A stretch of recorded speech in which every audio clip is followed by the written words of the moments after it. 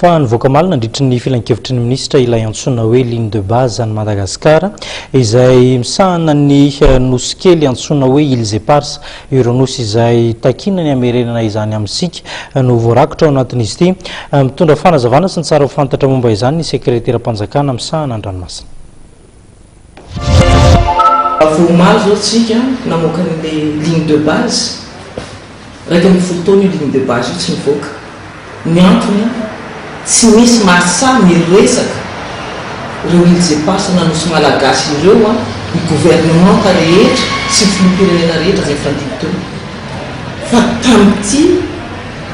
fitondrana anankiray ity dia tena miresahana izy io tena debatevana ao anatin'ny conseil de gouvernement conseil des ministres aromaly zany dia niadopten'ny conseil des ministres ny ligne de base ny Madagascar izay maneho hatramin'ny ligne de base ny Îles Éparses. Inona moa midika an'izay dia hoe miconfirme ny fitondrana malagasy fa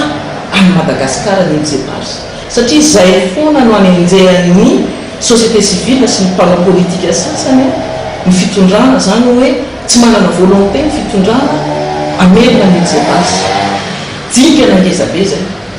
io ligne de base io ho aterina ny Nations Unies afaka fotoana fohifohy ary ho enregistré any amin'ny Nations Unies fa atsika Îles Éparses satria adopté anatin'ny lalàna malagasy ny ligne de base ny Îles Éparses na nosy malagasy. Misy signification diplomatique ngezabe io misy signification politique mandray décision ngezabe ny conseil des ministres ao anaty mandroso io tsy zany hoe ny zavatra ataonay momba ny Îles Éparses fa